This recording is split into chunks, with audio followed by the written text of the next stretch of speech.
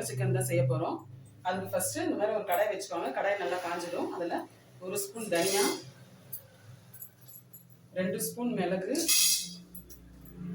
1 spoon சோம்பு, 1 spoon ஜீரகம், இது கூடவே 2 பட்டை, ஏலக்காய், கிராம்பு இது வரைக்கும் சேர்த்துட்டேன். இது வரைக்கும் நல்லா வாசனை வர அளவுக்கு நல்லா வறுத்து எடுத்துக்கோங்க.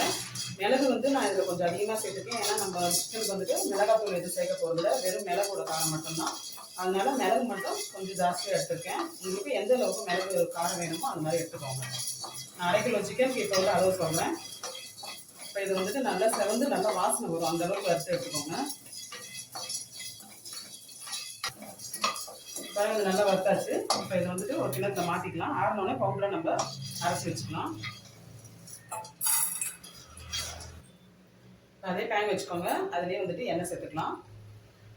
எண்ணெய் பார்த்தீங்கன்னா ஒரு 3லேருந்து 4 ஸ்பூன் அளவு சேர்த்துக்கோங்க.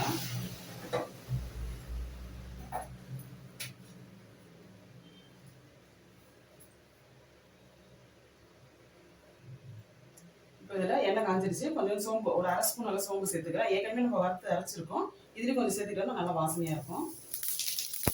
அப்புறம் 3 வெங்காயம், பெரிய வெங்காயம் நறுக்கி வச்சு கடையை சேர்த்துக்கலாம்.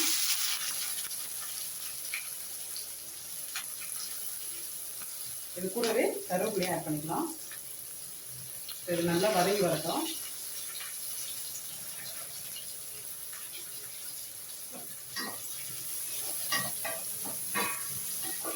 நல்லா நம்மளுக்கு பொன்னிறமாக நல்லா வதங்கி வரட்டும். வெங்காயம் நல்லா வதங்கிடுச்சு. இப்போ நம்ம ஒரு ஸ்பூன் வந்துட்டு இஞ்சி பூண்டு பேஸ்ட் வந்து சேர்த்துக்கலாம். சேர்த்துட்டு இது கூட நல்லா வதக்கிடுங்க.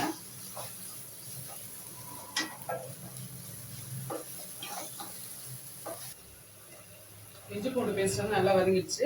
இப்போ இது கூடவே மஞ்சள் மட்டும் ஆட் பண்ணிக்கோங்க. நான் சின்ன ஸ்பூனில் 1 ஸ்பூன் அளவு சேர்க்குறேன். மஞ்சள் மட்டும்தான் நம்மளுக்கு. இப்போ நம்ம சிக்கன் ஆட் பண்ணிக்கலாம். நான் வந்துட்டு 1/2 கிலோ சிக்கன் எடுத்திருக்கேன். இதை சேர்த்துக்கலாம்.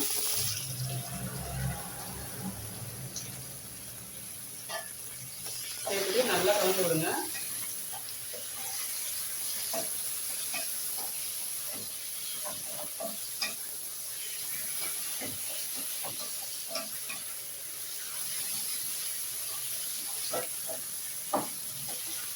நல்லா வதக்கிட்டியாச்சு. சிக்கன்லேயே வந்து நம்மளுக்கு தண்ணி விடும். இருந்தாலும் நம்ம ஒரு 1/2 கிளாஸ் அளவு தண்ணி சேர்த்துக்கலாம். தண்ணி சேர்த்து 6லேருந்து 7 நிமிஷம் வரைக்கும் சிக்கன் வந்து வேக வச்சு எடுத்துக்கலாம். மூடி வச்சுருங்க. அடிக்கடிக்கு எடுத்து கிளறி விடுங்க. அடி பிடிக்காம 6லேருந்து 7 நிமிஷம் வரைக்கும் சிக்கனை வேக வச்சு எடுத்துக்கலாம். இப்போ தண்ணி ஊற்றிருக்கோம். இது கூடவே கொஞ்சமாக தேவையான உப்பு சேர்த்துக்கோங்க. உப்பு சேர்த்து நல்லா மிக்ஸ் பண்ணி விட்டுட்டு வேக வச்சு எடுத்துக்கலாம்.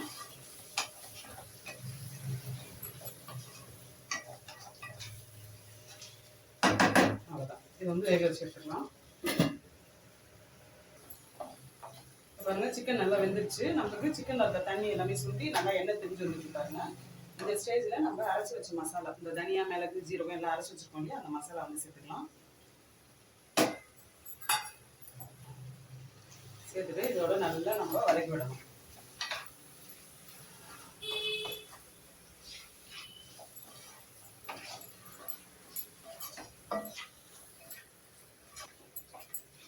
மசாலா வந்து நல்லா சிக்கனில் விட்டுற மாதிரி நல்லா வதக்கி விட்டுறணும். ஏற்கனவே நம்ம வறுத்து அரைச்சதுனால அந்த பச்சை வாசனைலாம் இருக்காது. நம்ம அதை மிக்ஸ் பண்ணுற அளவு தான்.